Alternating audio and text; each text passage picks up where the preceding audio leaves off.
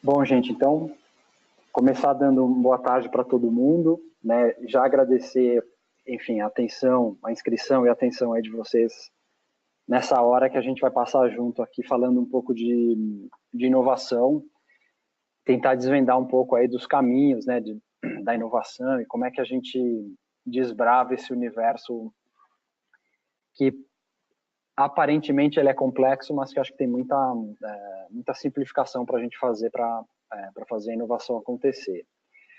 Bom, primeiro, então agradecer de novo vocês, agradecer lá um alô especial para os clientes da Tivit que estão conectados também, né? Então, nossos clientes que estão aqui no dia a dia. Então, um alô especial aí para vocês.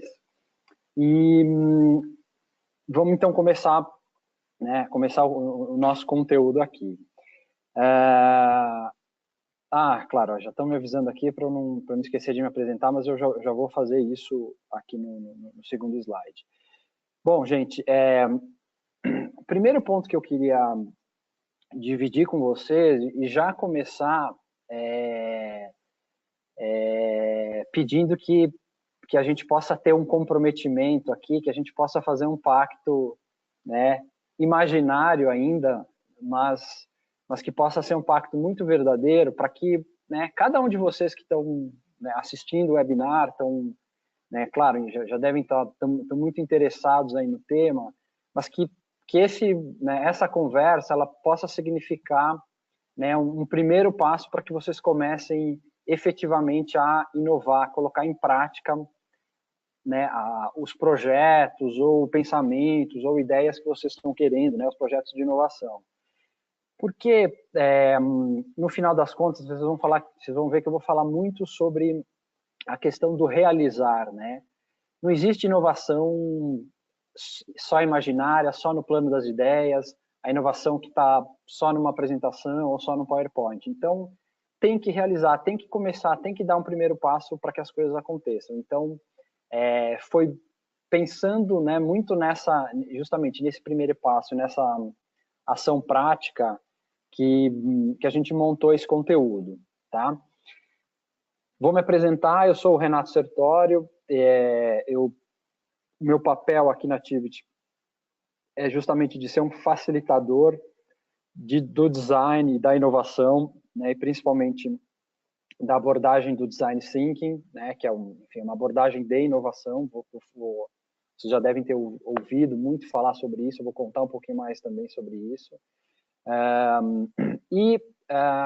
Por que um facilitador? Né? Eu acho que o papel de gerar inovação, ele passa muito por isso, né? Porque não necessariamente eu, como um inovador ou de uma área de inovação aqui na Tivit, meu papel é justamente distribuir essa inovação. Então, como eu estava dizendo, o meu papel aqui na Tivit é ser um facilitador, né, do design, distribuir a inovação, né? Os projetos de inovação, vocês vão ver que eles têm uma característica de serem colaborativos, né? Então, o que a gente faz justamente é desenvolver o potencial criativo das pessoas para que todo mundo possa gerar inovação. Isso não é exclusividade de uma área, embora, claro, a gente entenda que existem áreas de muitas empresas que são as que puxam, né, os projetos de inovação. E na questão do design também, isso também já é um ponto legal de esclarecer, por que a gente fala muito do design, né? Não é só o design gráfico ou o aspecto visual e funcional das coisas, mas eu pensar que todos nós somos designers, né, de novas realidades, ou, né, tudo que não é da natureza tem design, né? Então, todo o nosso trabalho, ele necessariamente passa por isso. Então, a gente fala, né, usar essa abordagem do design, que é a abordagem de poder construir coisas novas, né, a partir dessa visão. Bom, a minha experiência e a minha formação, elas estão muito ligadas à publicidade, ao marketing, né? Então, já são áreas, né, que a gente trabalha muito com criatividade. Depois, muitos anos trabalhando com o digital, né, com marketing digital, com campanha, com desenvolvimento. Mas eu acho que um um ponto importante de eu ter desenvolvido, que hoje eu acho que né, casa muito com todo tipo de exigência que eu tenho na hora de inovar, é ter uma metade da cabeça que seja uma cabeça emocional, que trabalhe com conceito, com concepção, e uma outra metade que trabalhe efetivamente com o desenvolvimento, com a entrega das coisas, né? Isso é uma coisa que eu vou repetir aqui durante a próxima hora. Não adianta a gente só ter boas ideias se a gente não concretiza, porque daí a gente não está inovando. Bom, eu acho que um ponto importante justamente para a gente começar a trabalhar com inovação, eu acho que é esclarecer alguns conceitos, né? Hoje, nas conversas que a gente tem com os clientes ou com prospects, né, todo tipo de projeto, a gente percebe que, né, e mesmo, né, nos seminários, as matérias, todo mundo fala muito de inovação, né? Usa a palavra inovação para fazer a atribuição a quase qualquer coisa, né? Tudo que é tecnologia, tudo que é digital, né, a gente acaba usando essa palavra inovação.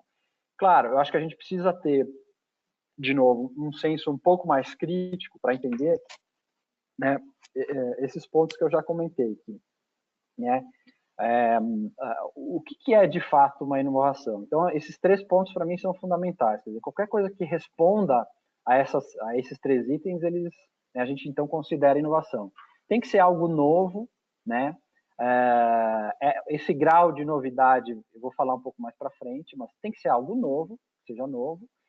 Tem que ser implementado, né? De novo, esse é um aspecto fundamental para a gente começar agora, né, a falar de inovação.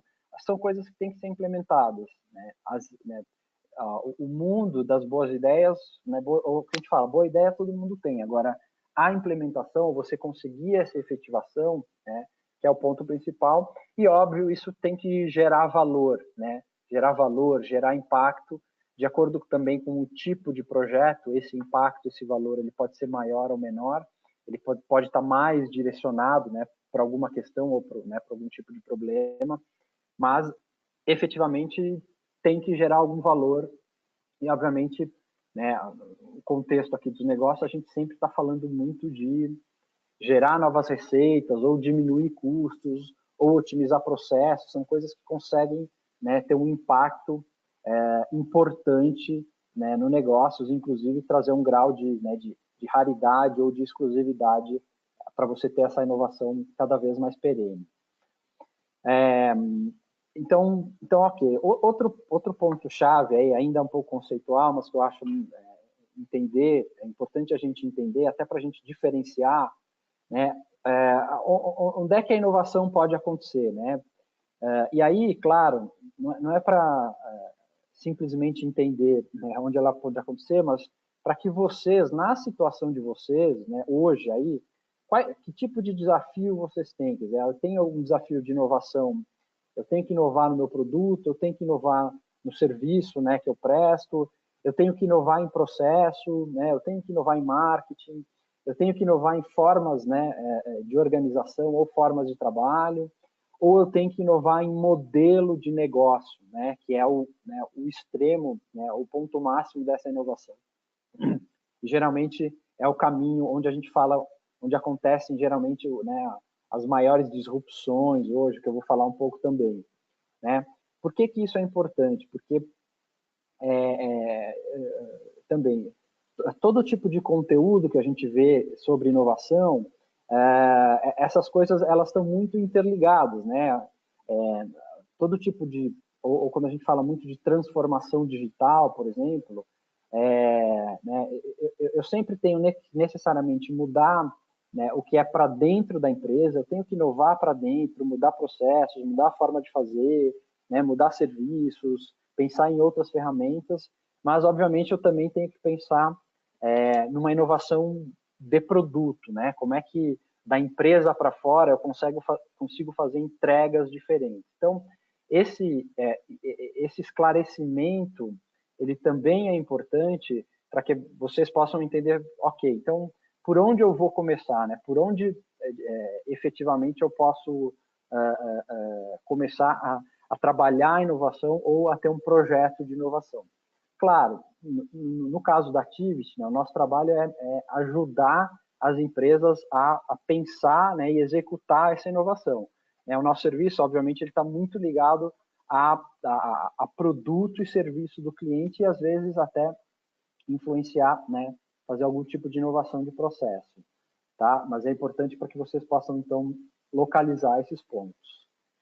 Bom, só para fechar essa primeira introdução um pouco mais conceitual, mas como eu disse, que eu acho importante para a gente, né, começar a esclarecer um pouco, né, o que é quando a gente fala sobre inovação. Tem também uma divisão, que ela é clássica, que vocês provavelmente já devem ter ouvido também, que fala, né, sobre os tipos de inovação, né? O que é inovação incremental ou inovação contínua e o que é a inovação radical ou disruptiva.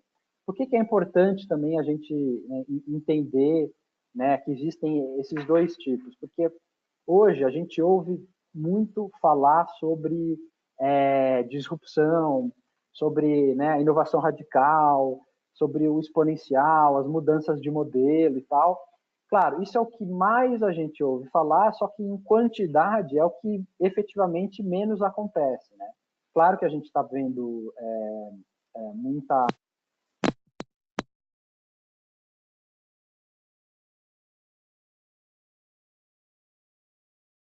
cada vez mais. Só que, ao mesmo tempo, eu não necessariamente preciso só, né, ou de cara, já pensar em como é que eu vou criar um modelo disruptivo do meu negócio, do meu produto ou do meu serviço, né? A inovação, a gente pensar em inovação e trabalhar a inovação, depende também de um amadurecimento, né? Então, muitas vezes, pensar numa inovação que seja incremental, ou seja, que seja alguma coisa nova, né, que vá gerar um impacto, que vá, né, que consiga ser implementada, mas que ela seja só direcional, né? Eu tenho alguma coisa nova, mas eu não estou mudando radicalmente o meu modelo, isso já é um grande salto, né? E a gente muitas vezes já consegue, né, gerar um valor muito importante para isso. Então, só para exemplificar, inovação incremental, de novo, é quando você tem, por exemplo, a gente escutava música no CD, né? E aí houve uma inovação incremental do CD que virou um DVD, quer dizer, o suporte é o mesmo, só que, né, o sistema mudou, ele aumentou essa capacidade, essa definição de som, tá? A inovação radical é quando a gente sai do suporte físico e foi para um suporte peer-to-peer, por exemplo. Então, quando surgiu, né, o MP3, o Napster, a gente fez uma inovação disruptiva. Então, vamos lá. Então, fechando essa parte um pouco mais conceitual, eu estava falando, né, dos tipos de inovação, então, o que é incremental e o que é disruptivo. Então, por que de colocar esses parâmetros para a inovação? Justamente para que vocês, né, tenham mais clareza para identificar qual é o caminho, né, de todas as possibilidades, né, do tipos, aonde eu posso inovar, né, onde eu estou querendo, de fato, atuar. Bom, e, claro, né, inovação já é uma atividade, uma prática que já, obviamente, já existe há muitos anos, né? Antes estava muito ligado às áreas de inovação, principalmente das indústrias, né? Então, as indústrias tinham lá suas áreas de pesquisa e desenvolvimento para poder, né, criar produtos e de tempos em tempos lançar, né, os produtos novos. Obviamente, hoje, o que acontece? Aqui, porque eles não estão ouvindo ainda. Não? Falou para você falar pelo menos. Acho que o meu aqui. O seu aqui eu falo por aqui? Não, você fala sobre o meu. Ah, tá. Você fala pelo meu, mas continua. Continua aqui. Isso. Eu falo.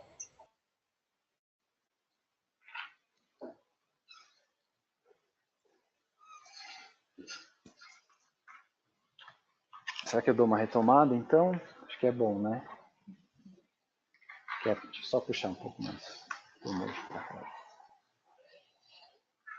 Pessoal, vou dar uma passada de novo aqui nos itens, porque eu acho que a gente está com todo mundo acompanhando aqui. Parece que para muitos o áudio não estava acontecendo até então, né? Então eu vou dar uma passada aqui geral de novo. Tudo bem agora, acho, Laís?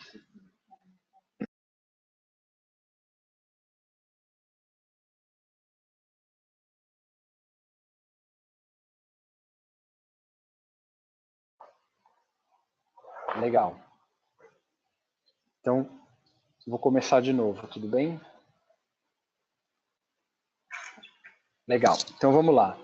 Então, gente, vou passar de novo rapidinho aqui os itens que eu passei. Então, quem já ouviu, enfim, ouve de novo. E para quem não ouviu, a gente, enfim, pode repassar então.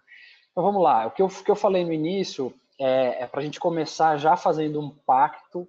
Então, estabelecer um pacto com vocês que a partir do webinar vocês possam já efetivamente começar a inovar. Então, aproveitar esse momento de ter contato com um pouco mais de conteúdo, principalmente a forma como a gente organizou esse conteúdo é que fosse de uma forma prática que já significasse um passo para fazer a inovação acontecer. Vocês vão ver que eu vou falar muito durante a próxima hora sobre essa questão do realizar, do acontecer, né? Não existe inovação que aconteça só no campo das ideias, né? Não adianta a gente ter boas ideias, se organizar, ter altas ideias, se a gente não consegue efetivamente realizar ou concretizar o que a gente está falando, tá bom? Bom, meu papel aqui na Tivit é ser um facilitador de inovação, né, um facilitador de design, e principalmente do design thinking, que é a minha especialidade, digamos assim. Por que um facilitador? Porque quando a gente fala de inovação, a gente sempre carrega muito o aspecto colaborativo, né? Vocês já devem, enfim, estar ouvindo muito essa palavra, principalmente nos dias de hoje, porque a inovação ela acontece assim, ela tem que ser um trabalho colaborativo, né? A gente não pode depender de tem uma pessoa, né, numa equipe ou numa empresa que seja o grande inovador. Não existe mais isso, né? A empresa toda ela tem que, de fato, pensar a inovação, despertar esse potencial criativo. Então, meu papel é justamente facilitar esses processos e ferramentas para que a gente possa pensar e, obviamente, muitas vezes junto com o próprio cliente. E por que a questão do design, né?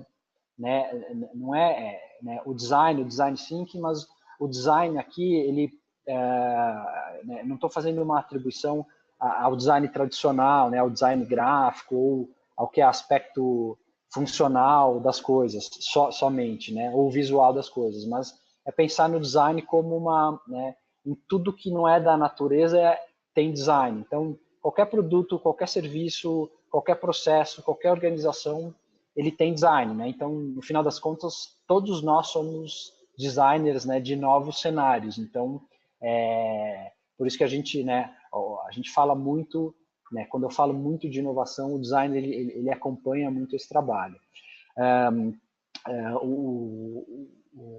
Eu acho que talvez o ponto principal para eu destacar, eu acho que da minha carreira e da minha experiência é justamente ter essa capacidade de ao mesmo tempo conseguir abstrair, ter pensamento abdutivo, conceitual, pensar muito o lado emocional, né, das relações, das coisas, né, o lado humano, mas ao mesmo tempo também ter muita condição e expertise para poder tangibilizar e realizar as coisas. Então eu falo que às vezes eu sou um planejador, um criativo, um conceituador, mas ao mesmo tempo eu sou um coordenador de projetos também. Eu sei como é que a coisa pode se desenrolar e acontecer. Bom, qual é o ponto, né, chave, eu acho que para começar a dar o primeiro passo? A primeira questão é o entendimento de alguns conceitos relacionados à inovação. Hoje, todo mundo fala de inovação, né? A gente usa muito essa palavra de uma forma muito generalizada, às vezes muito banalizada, né? Tudo que é uma tecnologia, tudo que, enfim, tem criatividade, a gente, isso é uma inovação, tal. Então, é importante a gente entender, né, o seguinte, né, esses 3 pontos aí que são chaves para a classificação, né, do que é inovação. Então, primeira coisa, tem que ser novo. Então, tudo que é inovador, ela tem que ser algo de fato novo, né? Às vezes a gente vê de novo, né, muito rearranjo de coisas como se de fato fosse uma coisa nova, tá? Tem que ser implementado, né? Então, essa questão é um ponto chave dessa história, né? Falar de inovação, de conduzir, fazer gestão de inovação, significa implementar, né? Testar, nem que nessas implementações, depois eu vou contar um pouco, a gente vai testando hipóteses para que sejam implementadas, mas isso tem que ser implementado e realizado. E gerar valor, obviamente, né, não basta ser uma coisa nova que seja implementada se ela não está me gerando, né, um resultado efetivo, um resultado, né, de algum impacto financeiro, de receita, né, algum impacto social, né, muitas vezes a gente está falando de inovação social, mas né, o projeto, né, para a gente chamar qualquer coisa de inovação, ele tem que cumprir esses 3 momentos: ser novo, ser implementado e gerar valor. Então, acho que isso, né, é um ponto que eu sempre gosto de começar a falar. Outro ponto-chave é onde a inovação pode acontecer, né? Por que eu coloco isso? Parece até um pouco óbvio, mas hoje em dia, né, com o grau de transformação, né, de exigência de transformação que a gente precisa ter nas empresas, né, fatalmente a gente vai passar por mudanças que são da empresa para dentro e mudanças da empresa para fora, né? Mudanças de produto e de serviço, né? Então, claro, né, é importante que nos desafios de vocês entendam, beleza, né, por onde eu vou começar e aonde eu vou atuar, né?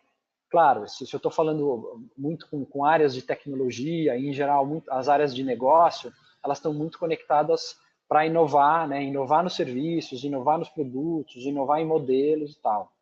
Ao mesmo tempo, claro, existe uma parte importante né, que muitas vezes ela está casada, né, com a inovação para fora, que é justamente entender como é que eu inovo em processos, como é que eu inovo, né, na minha forma de me organizar para que a partir disso eu consiga, né, gerar a inovação para fora também, né? Então, existe, né, provavelmente vocês já devem ter visto essa frase que a gente vê muito aí, enfim, nas redes sociais, em quadros, tal, que fala, é uma insanidade a gente querer criar coisas novas fazendo as coisas exatamente do jeito que a gente sempre fez. Então, né, a inovação ela passa por isso, mudar a forma como eu faço para poder gerar outros resultados, né? Isso eu posso aplicar no produto, no serviço, no processo, no marketing, na organização e no modelo, né? Outro ponto importante também que a gente conversa muito com os clientes, obviamente, entender que muitas vezes, né, as próprias abordagens de inovação, né, elas são usadas para criar os novos modelos, né? Só que, claro, né, esse tipo de desafio é um desafio que, em geral, ele é um pouco maior, ele é um pouco mais complexo, né, e o que eu falo, quer dizer, para começar a fazer, a gente não tem que pensar como é que eu vou, né, pensar na disrupção né, do meu negócio ou do meu serviço, mas como é que eu já posso ir inovando e talvez caminhar para uma inovação que seja mais radical, que é o que eu vou falar agora, né? Então, outra contextualização importante é falar dos tipos de inovação, né? Então, basicamente existem 2 tipos, uma que é incremental, né, ou inovação direcional, que é quando você pega, né, alguma coisa que já existe e você, né, faz uma inovação quase que no mesmo sentido, né? Então, aqui o exemplo que eu sempre dou, eu falo assim, quando a gente tinha o CD, passou do CD para o DVD, eu tô fazendo uma inovação incremental, né? Eu continuo com a mesma plataforma, o mesmo jeito, só que eu inovei aqui né, numa forma de armazenar, numa definição, numa quantidade e tal, mas ele, né, o de certa forma, o produto ou o serviço, ele basicamente ele continua o mesmo com algum ganho, né, com algum impacto realizado. E, claro, existe também a inovação radical, ou o que a palavra da moda aí é falar do disruptivo, né? Aquela inovação que ela quebra o paradigma, ela quebra o modelo de como as coisas aconteciam e passam a acontecer com esse tipo de inovação. É o tipo de inovação, a disruptiva, né, e radical, que a gente ouve muito falar, né? Todo mundo fala, essas notícias das empresas, a disrupção e tal, e tal, e tal. Só que, assim, se a gente for pensar na prática, é o tipo de inovação que, em quantidade, provavelmente deve ser o que menos acontece, porque, né, não é fácil você criar um modelo ou fazer uma disrupção de modelo, né, criar um modelo e conseguir executar esse modelo, né. Claro que, no final das contas, a gente vai ter que caminhar em algum momento, né, para algum tipo de inovação radical. Mas, né, o primeiro passo é pensar nas coisas que possam ser incrementais, que sejam grandes novidades, né, principalmente quando a gente está falando aí de novidades de serviço. Um exemplo, seguindo essa mesma linha que eu dei do CD, do DVD, a disrupção, por exemplo, é quando a gente passou para o MP3, né? Ou seja, eu saio de um tipo de plataforma e estou, né, digitalizando ou, né, mudei a forma de ouvir música, por exemplo.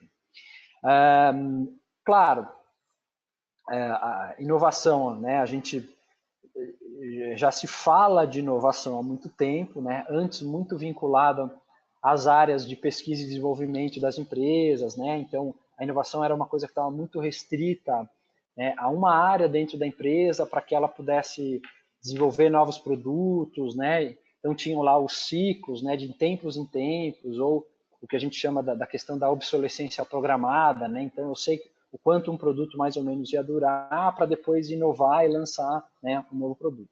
Só que hoje em dia, né, essa velocidade, né, esse grau de velocidade, de exigência, ela, né, a gente fala, a inovação, ela não está virando mais muitas vezes um projeto que eu vou fazer, né, eu já tenho que absorver esse mindset e essa gestão, esses processos quase que no meu dia a dia, para que, né, no final das contas, tudo que a gente faz hoje, ele tem que ser influenciado por essa camada de inovação, esse pensamento diferente que eu consiga buscar novas formas de fazer, né?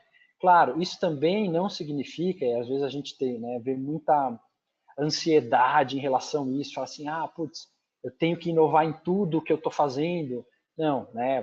Como é que a gente organiza, como é que a gente consegue efetivamente, né, aplicar, porque, né, só a prática vai me ajudando a fazer uma mudança de mindset, a mudança como é que eu vou, né, me organizando, como é que eu vou organizando as equipes, como é que eu vou me relacionando com os parceiros para conseguir gerar inovação, mas a gente vai falar um pouco mais disso também.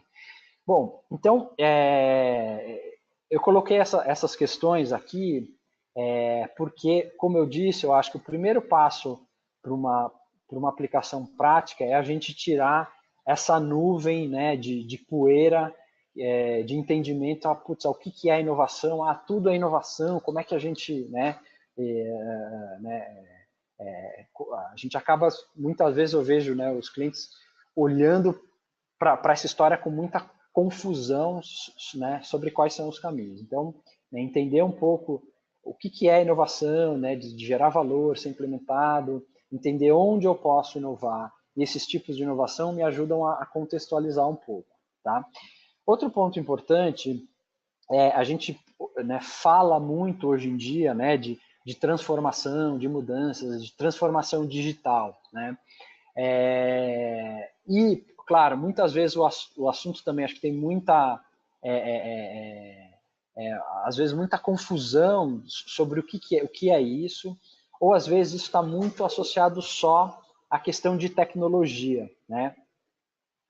Então aqui, né, eu vou investir aqui uns 5 minutos para a gente ajudar a entender um pouquinho só a questão, um rápido entendimento aqui dessa questão da transformação. Um ponto-chave também para a gente entender, para ter claro isso na nossa cabeça, é que a gente está vivendo, né, num mundo de transição, né? Então, vocês já devem ter ouvido falar que fala assim, o futuro já está aí, só que ele não está totalmente distribuído, né? Então, o que isso significa? Que a gente, no nosso dia a dia, né, na nossa casa, enfim, onde eu estudo, no meu trabalho, na diversão, em alguns tipos de serviço, as coisas elas podem estar mais evoluídas, ao passo que em outros lugares, né, a coisa está menos evoluída, elas estão menos digitalizadas, elas, né, ainda estão funcionando em modelos antigos versus modelos novos. Então, a gente está convivendo com isso, né? Claro, o que é importante a gente saber que, né, o movimento, né, de novo, da transformação, da disrupção, é um ponto que não tem mais volta e que essa velocidade ela tende, né, a cada dia aumentar, né? Só que ao mesmo tempo, de novo, é importante a gente saber como é que a gente vai navegando e quais são, né, os fatores ou as ondas que são a base dessa mudança para a gente poder atuar. Para explicar, né, também rapidamente um pouco, né, um ponto de vista aqui sobre como a mudança está acontecendo, eu queria que vocês olhassem aí, né, para esses pontinhos enquanto eu faço uma mudança aqui dos slides, tá? Então, olha só, estou mudando e estou mudando de novo. Então, vou passar de novo. Ó. Eu mudei e estou mudando de novo, tá? O que é isso? Claro, provavelmente muitos de vocês já viram isso, né? Isso é uma representação de uma topologia de rede, então é um desenho técnico que foi feito lá final dos anos 50, os anos 60, por um engenheiro da AT&T, o Paul Barron, e foi um estudo que ele fez para pensar a rede de telecomunicação, né? Então, o governo americano pediu para ele falar assim, se a gente tiver uma guerra, como é que a gente pode estruturar a nossa rede, né, esses vários pontinhos de conexão, para que, numa situação de guerra, se eu tiver uma bomba que caia num lugar, eu não quebre a conexão entre todos os pontos, né? Então, o que ele fez? Vocês podem observar que o que muda nas figuras, né, os pontos eles continuam exatamente cada um no seu lugar, né? Né? Então, as conexões são as mesmas. O que muda é justamente como esses pontos se conectam, né? Então, a gente tem aqui, né, uma rede centralizada, onde eu tenho um ponto que fala com todo mundo, depois uma rede descentralizada, que é alguns pontos que vão se conectando com os outros, e uma rede totalmente distribuída, ou seja, são, né, todos os pontos se conectam com quase todos os outros pontos, né? É legal que esse desenho, né, dessa rede distribuída, a gente, em geral, tudo que fala hoje do digital, de redes sociais, de inovação, de plataformas, a gente acaba usando, né, esse elemento gráfico, né, de representação de redes, só que muitas vezes a gente não sabe por quê, né? Então, o que o Paul Barron disse? Ele falou assim, olha, então a gente tem que caminhar de uma rede centralizada para uma rede distribuída, né? E na minha visão, né, eu uso essa representação, né, só que eu gosto de substituir, né, pensar que cada um desses pontinhos, né, esses nós que a gente chama, são, na verdade, pessoas, né? Então, essa mudança do centralizado para o distribuído é a mudança que está acontecendo no mundo hoje, né? O que está mudando, né, no final das contas, que está trazendo né, tanta mudança de comportamento, de tecnologias, né? No final das contas, quer dizer, o mundo, né, como quer dizer, a gente vivendo nas nossas redes sociais, né, na escola, no trabalho, com os amigos, no clube, enfim, né, o mundo ele sempre se organizou dessa forma, né? Só que né, a família também como uma rede social, só que o que acontece é que hoje o nosso grau de conexão e de interatividade ele é muito maior, né? Então, ou seja, a gente está vivendo num mundo cada vez mais distribuído, né? Cada vez mais horizontal. Provavelmente vocês já ouviram também, né, falar desses termos. O que significa isso? É justamente essa representação dessa rede distribuída. Então, hoje a gente se conecta com quase todo mundo, né, em tempo real, né? Esse fenômeno, né, de distribuição, o que ele vai, né, ou melhor, essa distribuição vai causando uma série de fenômenos comportamentais, né, que vão provocando, né, a emergência, né, ou nascem daí novos movimentos, de novo, novos comportamentos e, inclusive, né, chegando no nosso ponto, as novas economias que a gente tanto tem ouvido falar, né?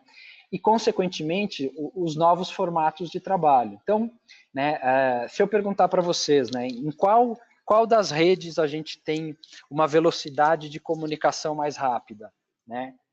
Fatalmente vocês vão me dizer que, obviamente, é na distribuída, porque a rede distribuída é onde eu tenho, né, um caminho mais rápido para atingir todo mundo. Então, se eu pensar numa rede centralizada ou descentralizada, né, eu pensar em muita hierarquia, né? Então, se eu pensar que aqui eu estou representando uma empresa, por exemplo, a rede descentralizada, ela está mostrando que os vários graus de hierarquia, né, que existem dentro de uma empresa. Então, vamos supor que eu preciso aprovar uma coisa rápido dentro de uma empresa. Então, se eu estou num ambiente que ele é muito centralizador, né, muito hierárquico, passa por um, que passa pela aprovação do outro, que o outro tem que ver também, que depois tem que o outro pede e tal, né? Esse modelo já não funciona mais, né? Por quê? Porque eu preciso ter respostas rápidas. Então, o grau, né, de empoderamento de cada um desses nós ou dessas pessoas numa rede distribuída, ela é muito melhor, ela é muito maior, né?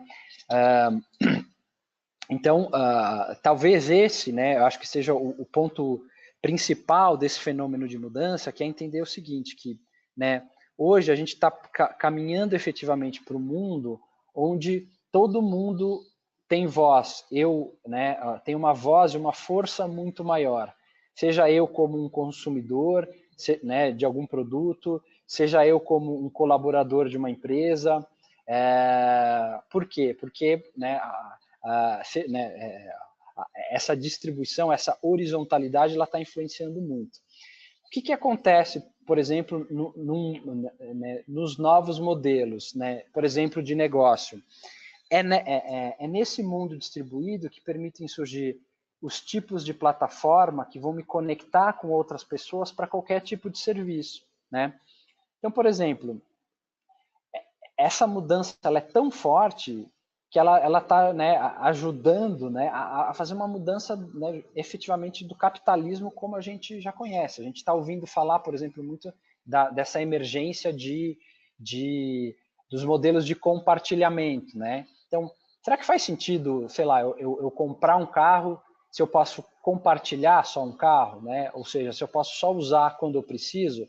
Talvez antigamente, né, não fizesse sentido, a gente não tinha comportamento e tecnologia para isso. Putz, hoje, né, eu já consigo, né?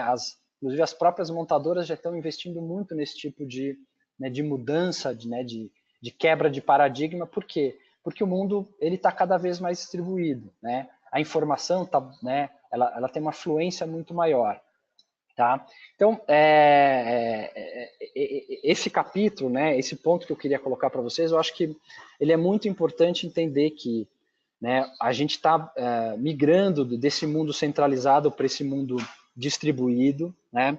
Essa distribuição ela está né, trazendo um empoderamento muito grande, né? Não é à toa que a gente ouve falar muito, né, essa palavra do empoderamento, dos movimentos, né, de pessoas. Então, as grandes revoluções, as grandes mudanças, a transformação digital, né, ela só acontece quando a gente adota novos comportamentos. No mundo dos negócios, o que está acontecendo, né? Pensando lá na ponta, né, no B2C, esse consumidor ele está muito mais, né, exigência, ele tá, né, ele quer uma experiência muito maior, ele quer as coisas numa velocidade diferente, ele quer um grau de personalização muito diferente, ele está consumindo de outro jeito. Então, esse exemplo que eu dei, quer dizer, ele está indo da posse para o uso, né? Para que eu preciso comprar furadeira se que eu preciso do furo na parede? Então, você vê que é uma mudança que ela tem nuances que ela pode ser muito profunda a ponto de provocar essas mudanças disruptivas aí de modelo, né? E claro, no final das contas, como eu disse, quer dizer, a velocidade de resposta que as empresas elas têm que ter, ela é muito grande, né? E resposta passa pela questão da adaptação, né? Como é que eu consigo? Se eu estou prestando um serviço, só que esse serviço rapidamente ele, né? Talvez o serviço que da forma como eu esteja prestando ou o produto, ele já nem faça mais sentido. Por quê? Porque eu já tenho, né, uma onda de mudança já acontecendo, né? Então isso eu acho que assim é fundamental porque essa é a base para a gente entender, beleza? Como é que então, né? Eu entendendo que esse mundo ele está mudando e que obviamente as próprias empresas estão mudando, né? Então, como eu disse, né, as empresas elas têm que ser mais horizontais, mais rápidas, né? Trabalhar em células, em squads, né? Que eu vou falar um pouco, para que elas possam, né, entender de uma forma mais rápida e voltar com um produto. Elas precisam ser mais responsivas para justamente atender a essa nova exigência, essa nova experiência que o consumidor, né, tá exigindo, né? E aí, então, como eu disse, tudo está sendo desestabilizado, né, com esse tipo de mudança, com essa migração para o mundo distribuído. Todos os segmentos, todas as empresas, todos os empregos, né? Então, só um minutinho, né? E obviamente todas as pessoas, né? A gente fala muito, né, nessa questão do emprego, que hoje, né, essa transformação não é uma exclusividade de quem trabalha com tecnologia, né, ou com marketing, ou com, né, qualquer área de negócio. Eu falo, né, você pensa na atividade de um médico hoje, né? A forma de ele prestar o serviço já mudou muito. Por quê? Porque antes ele tinha só a informação, né? Hoje em dia a gente já vai para o médico, né? A gente já entrou no Google, né? Eu já vi o meu sintoma, já vi o que eu tenho, eu já sei, né? Quase que o meu diagnóstico eu vou no médico basicamente para ele comprovar, né? Ou seja, para ele dar o tipo de atendimento, porque a informação, né, ela está distribuída, não está mais uma pessoa, né?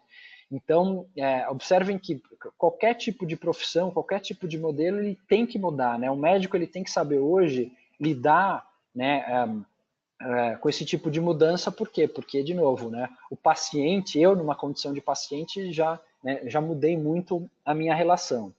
E claro, a gente aqui tem que pensar, né, no impacto dos negócios. Então vamos lá, então só para a gente então ir construindo esse raciocínio, falei um pouco de alguns conceitos, né, mais teóricos do que é inovação para ajudar nesse entendimento, para a gente enxergar, né, ok, então estou entendendo o que é inovação, onde eu posso fazer, né, os tipos, né, justamente para entender como que eu posso começar. Então a gente depois passou um pouco pela mudança, o que está mudando aí no mundo, né? Né, de mudança de tecnologia, né?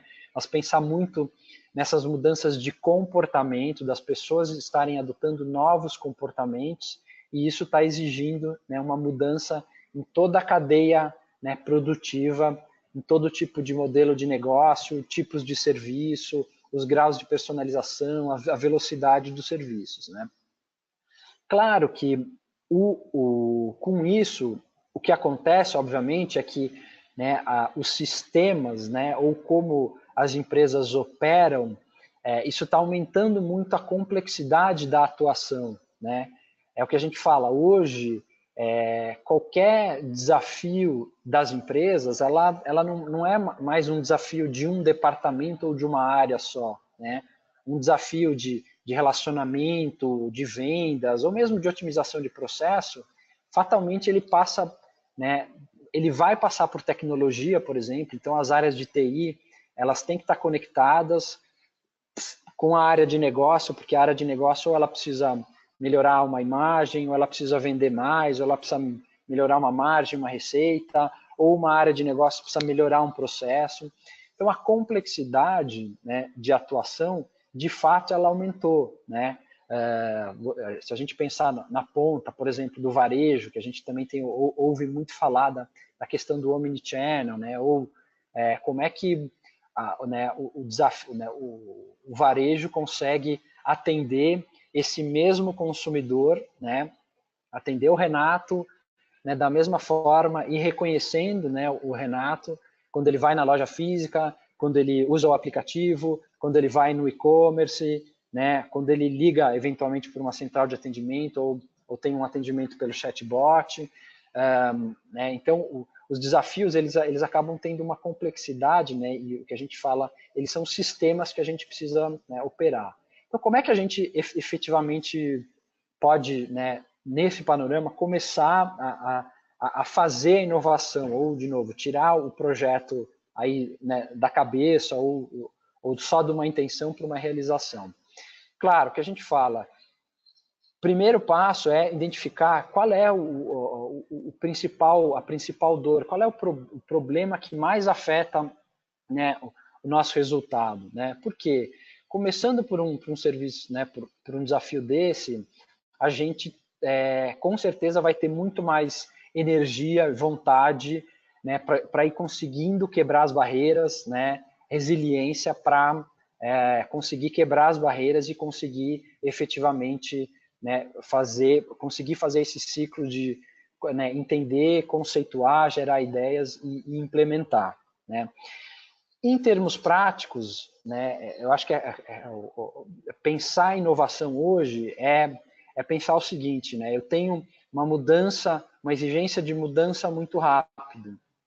Como é que eu respondo, né, nessa velocidade? Basicamente, eu tenho que ir experimentando quais são as soluções possíveis para ir mudando esse cenário, né, e para eu ter essa responsividade, né, de novo, do meu serviço, do meu produto, né? Então, o que eu estou querendo dizer? Que, né, não adianta mais a gente ficar planejando muito, né, fazendo muitos planos, muito planejamento, né, muitos envolvimentos, ou pensando numa coisa muito a longo prazo, né, porque, né, se eu for pensar uma coisa muito a longo prazo, na hora de implementar, provavelmente a solução já não vai mais responder ao que eu estava precisando, né? Então, isso já começa, né, a exigir algumas características que são importantes para justamente a gente conseguir criar o que a gente chama das soluções que sejam desejáveis, né? Pensar em inovação significa que eu consiga criar, né, parece óbvio isso que eu vou falar, mas é isso, criar coisas que as pessoas vão desejar efetivamente utilizar, né, e se engajar, né? Ok, mas como é que eu consigo efetivamente criar essas soluções desejáveis, né? Aqui vale um parênteses para a gente entender justamente essa mudança já de mindset, né, que já aconteceu, que é o seguinte, a gente não adianta mais a gente pensar em alguma coisa, o que eu vou oferecer para o meu consumidor, né, seja ela uma outra empresa, ou um consumidor final, né, ou pensar em que serviço eu vou oferecer, né?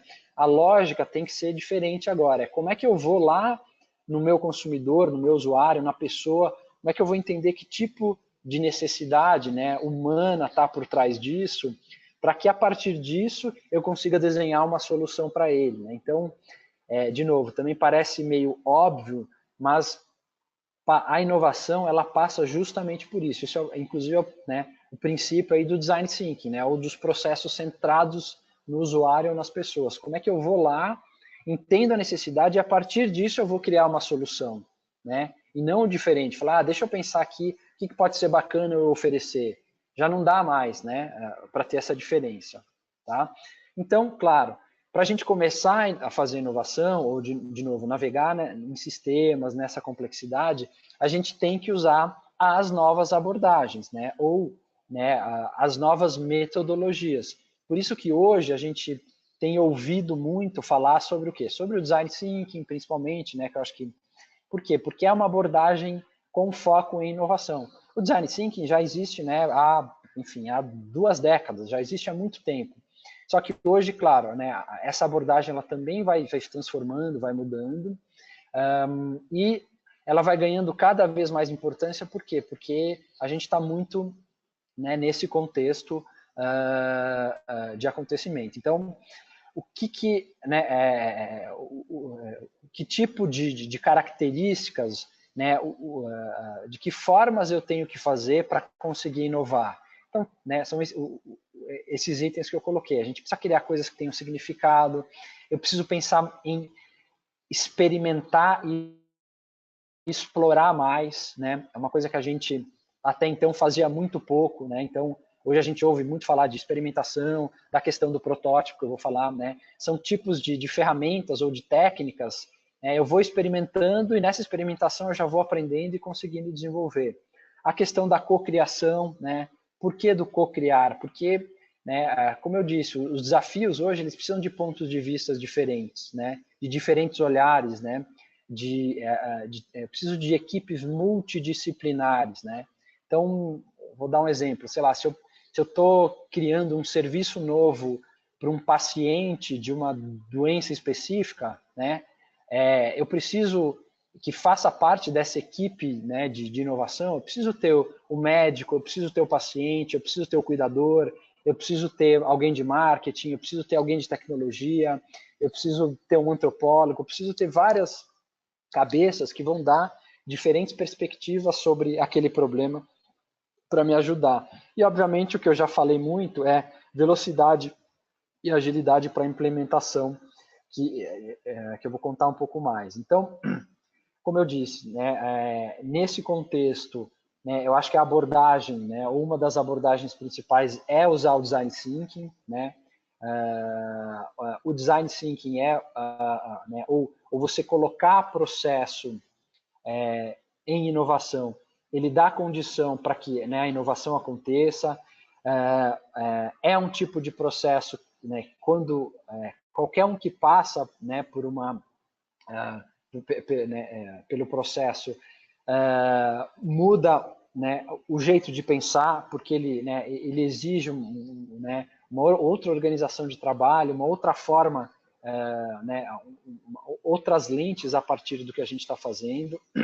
E o que eu acho importante colocar, né, no processo, em metodologia, é porque, aos poucos, né, as empresas, mais do que inovar pontualmente, elas conseguem criar cultura de inovação, ou seja, eu tenho uma inovação que seja sustentável no sentido de ter sequência, né? Não adianta também eu simplesmente, né, no histórico de uma empresa, ela vai lá, inova uma vez e nunca mais inova, né?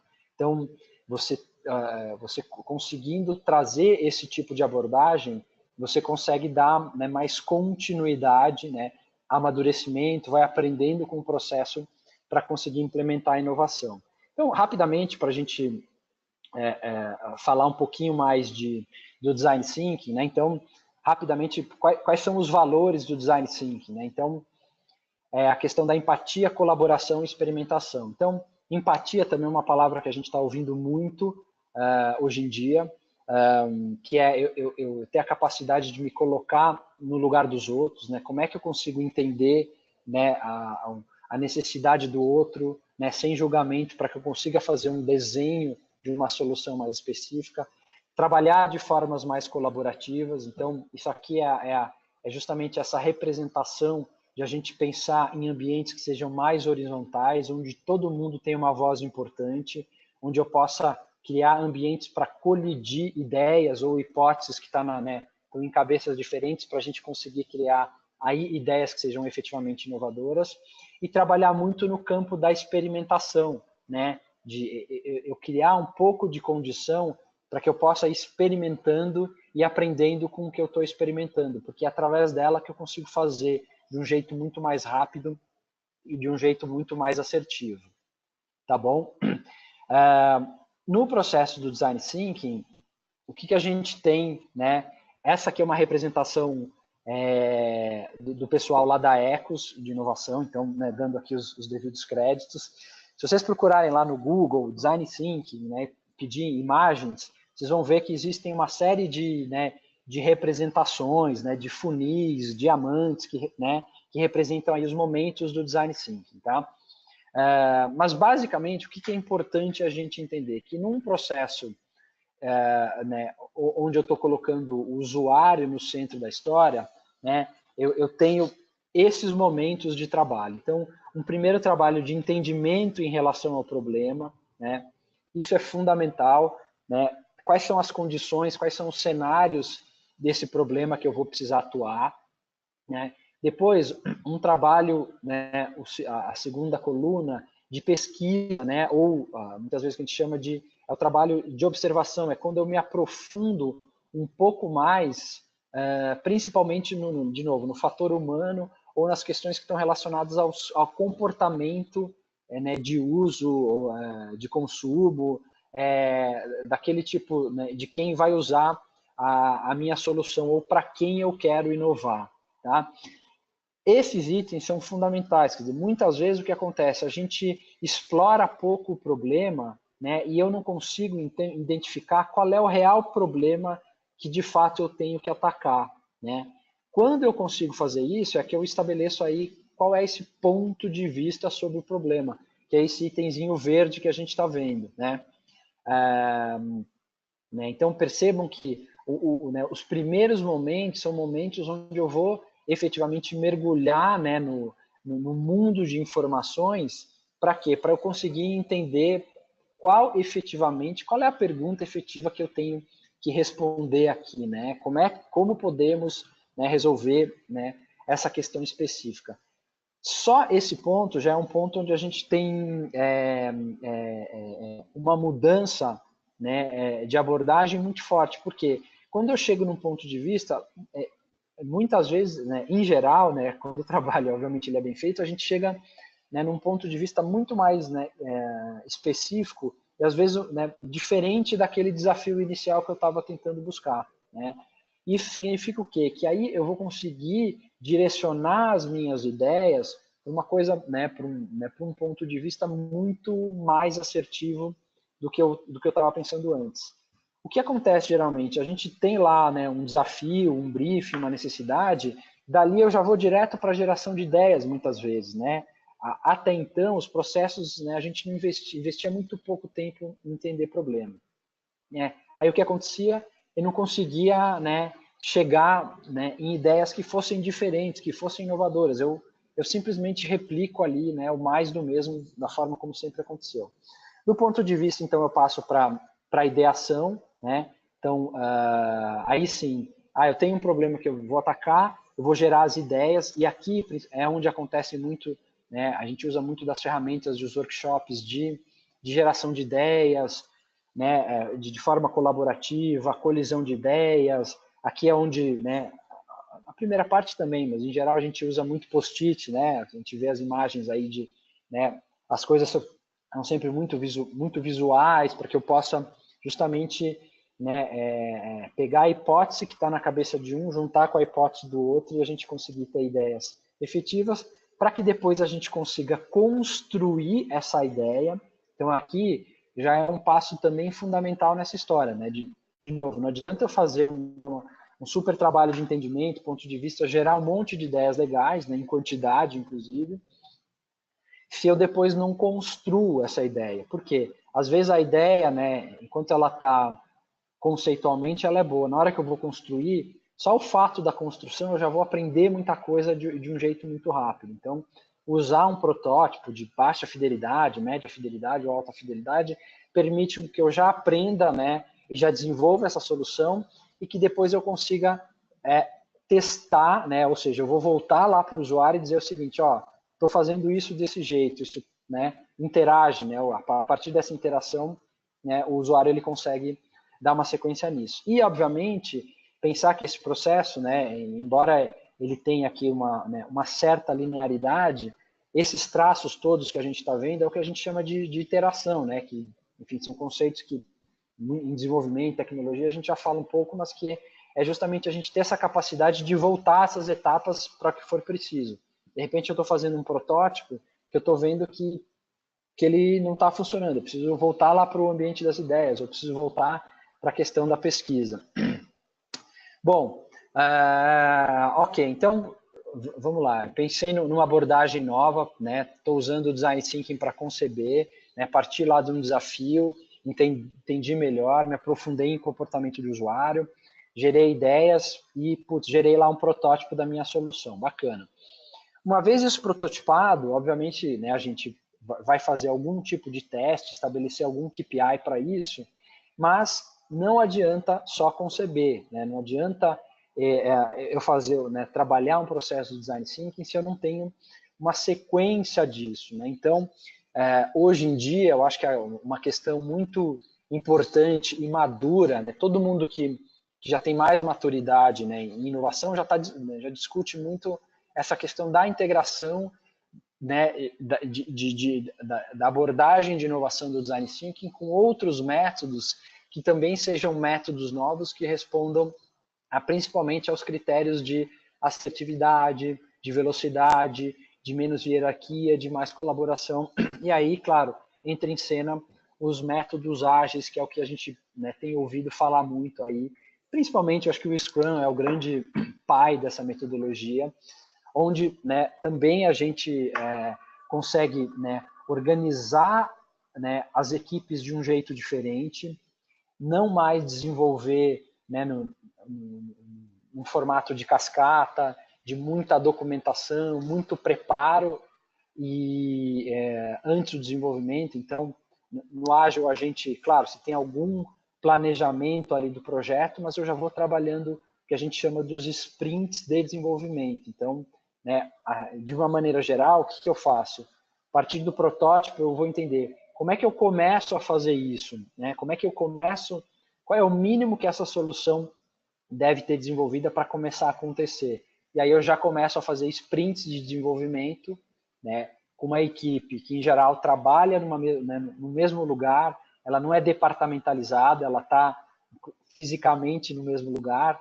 todos os desenvolvedores, o full stack, o UX, o analytics, os arquitetos, os gestores de projeto, para que eu consiga justamente ter velocidade de entrega e, de novo, que eu vá aprendendo à medida que, vamos supor que eu concebi uma nova solução, um aplicativo que faz uma interface com a loja física. Putz, isso já vai para o ar, eu já vou entendendo e essa equipe continua desenvolvendo e aperfeiçoando o trabalho. Tá? Então, aqui, nesse slide, eu acho que é muito do que,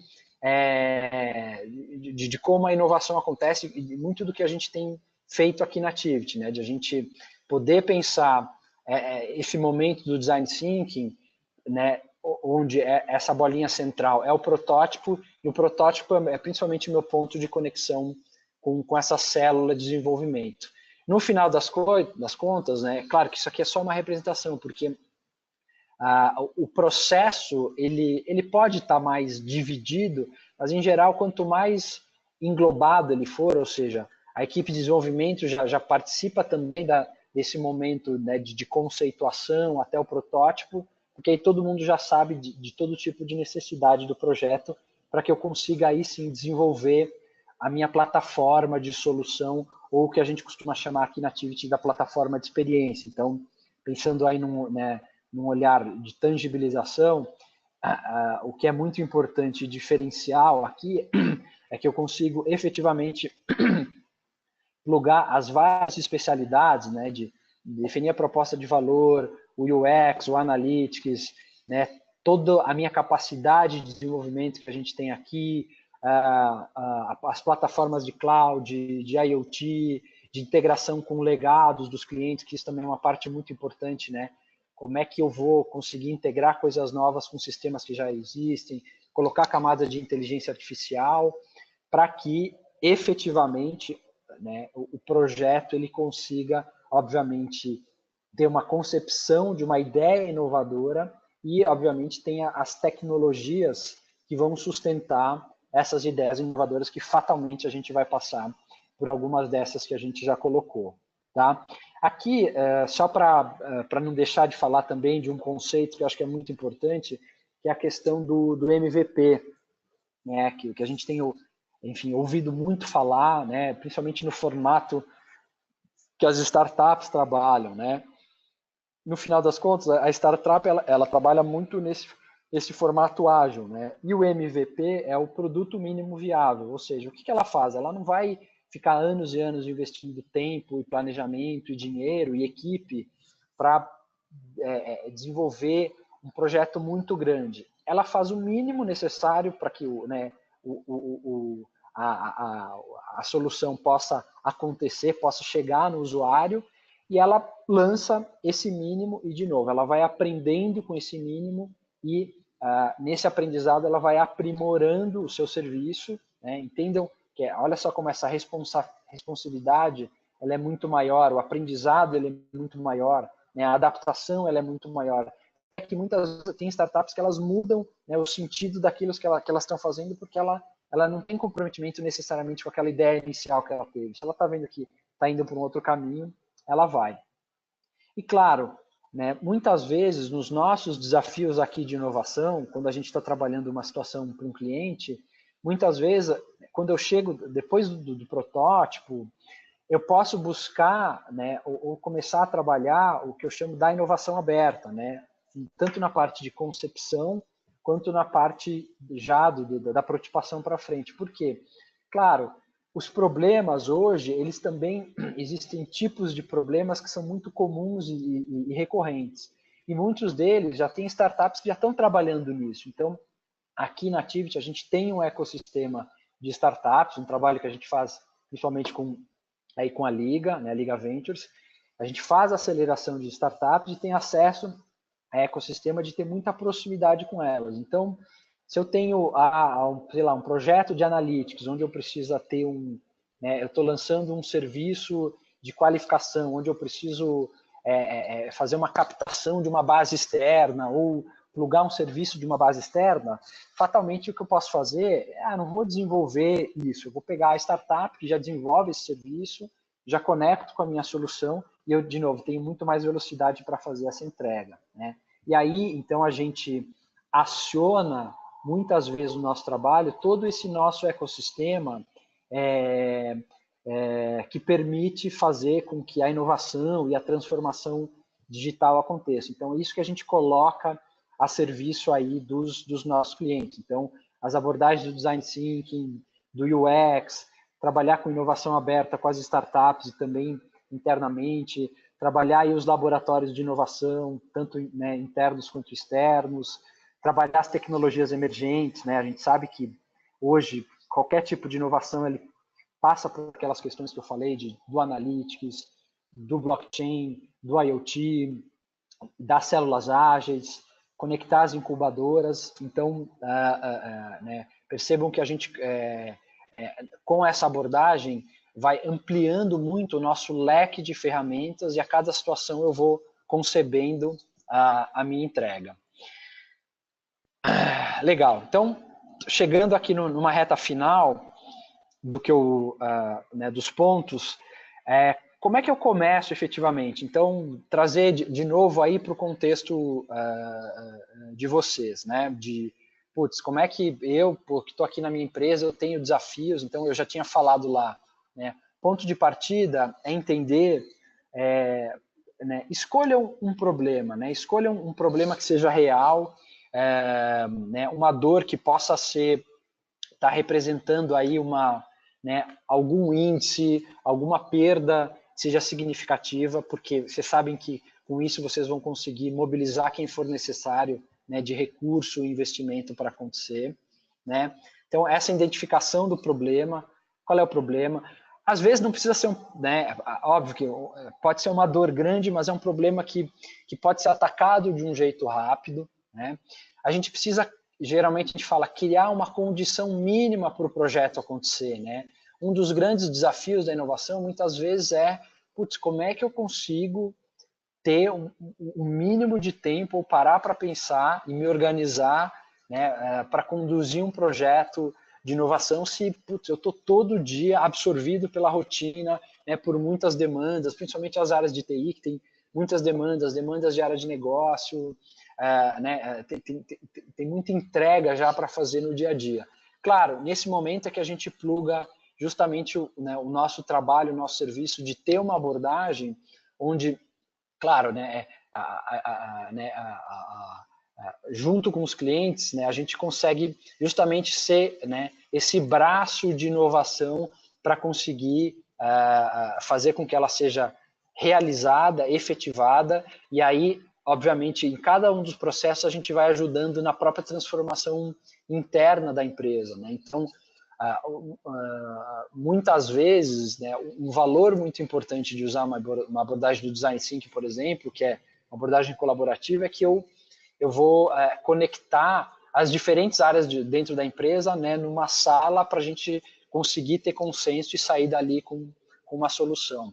Claro, entender quem são os patrocinadores internos, né, desse desafio, porque a gente sabe que, né, de novo, eu preciso ter fôlego, né, o mínimo de fôlego para inovar, isso faz parte de criar essa condição. Depois, identificar parcerias internas e externas, né, isso é um ponto também fundamental, né, à medida que a gente, né, que vocês levantarem a bandeirinha de, olha, vamos começar a fazer uma coisa nova, vamos começar a inovar, vocês vão ver que tem muitos agentes aí dentro da empresa que também estão a fim de fazer isso, né, eventualmente já estão até conduzindo alguns projetos, então como é que a gente consegue juntar essa energia, essas iniciativas, esses investimentos para fazer alguma coisa com uma força maior.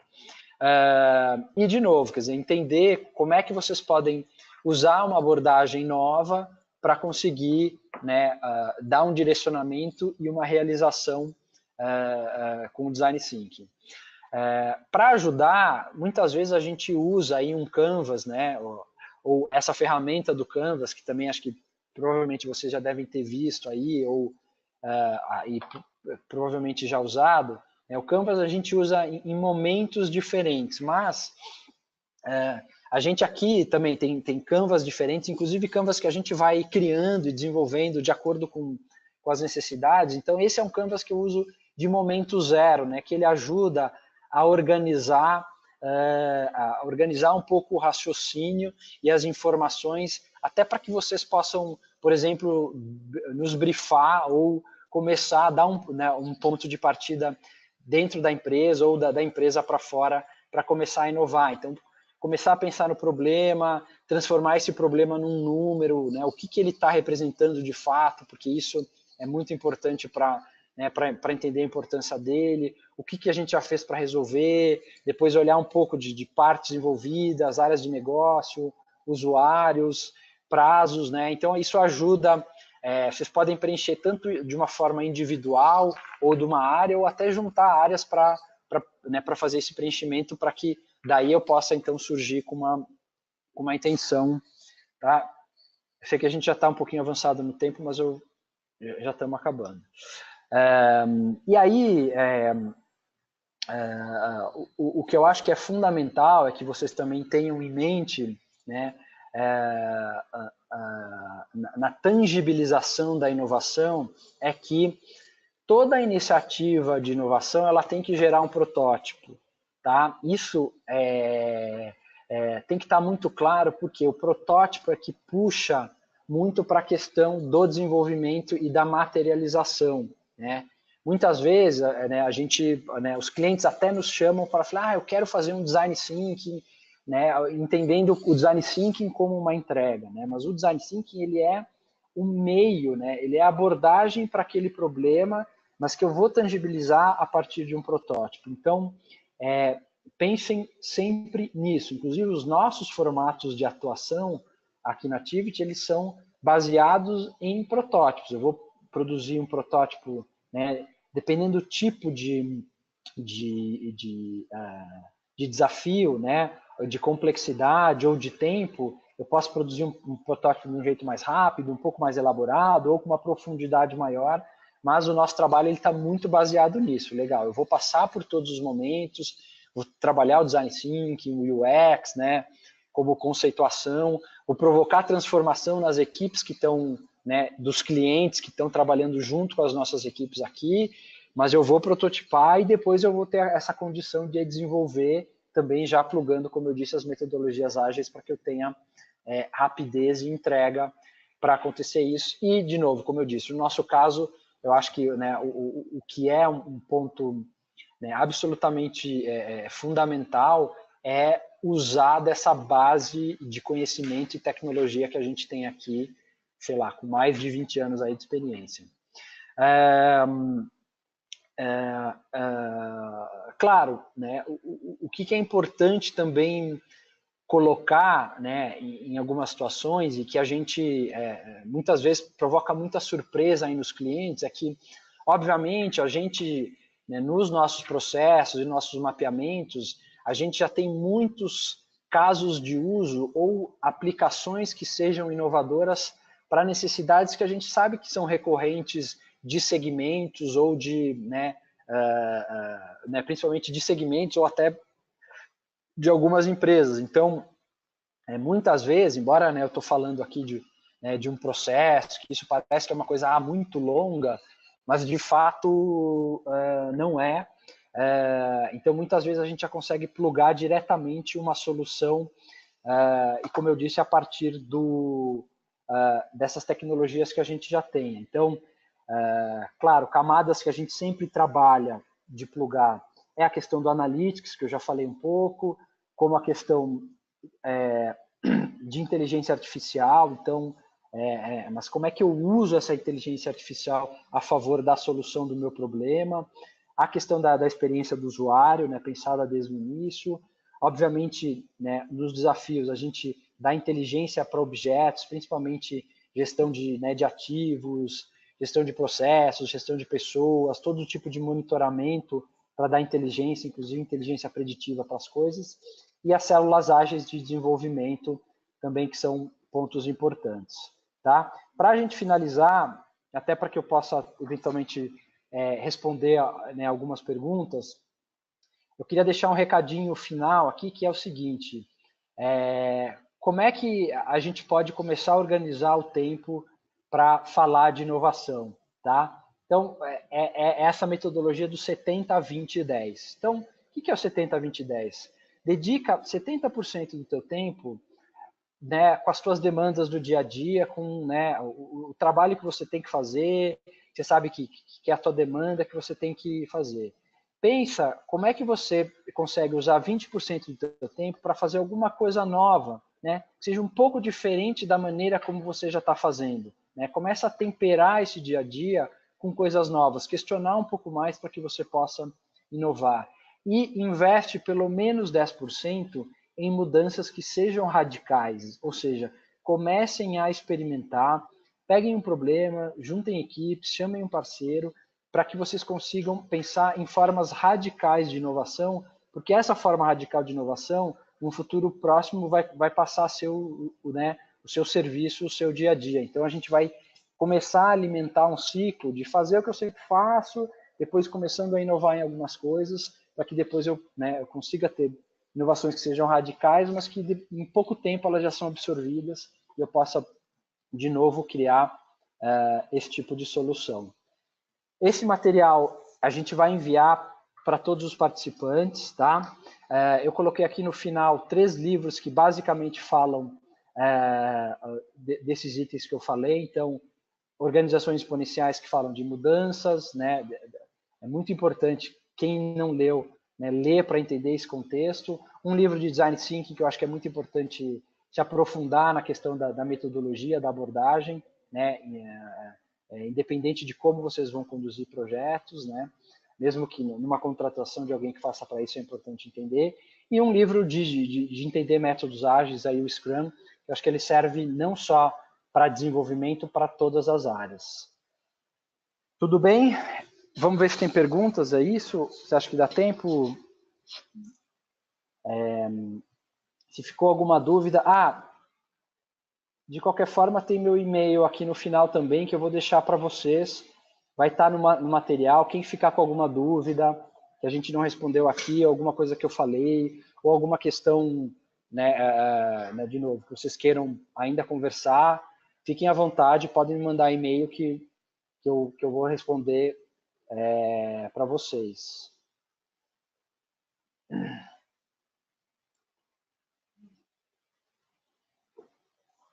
Então vamos lá, peraí, deixa eu ver.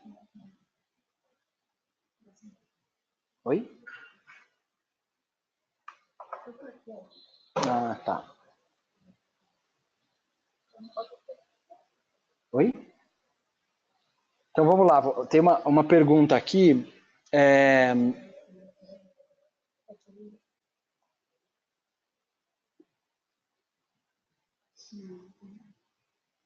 Na verdade, tem alguns elogios aqui, legal. Bom, isso, então, como eu falei, deixa eu usando aqui, se alguém tiver ainda alguma dúvida ou quiser se aprofundar em algum ponto, pode me mandar o e-mail, então peguem aqui na tela ou a partir do material que eu vou mandar para vocês, e aí a gente continua esse papo. Espero que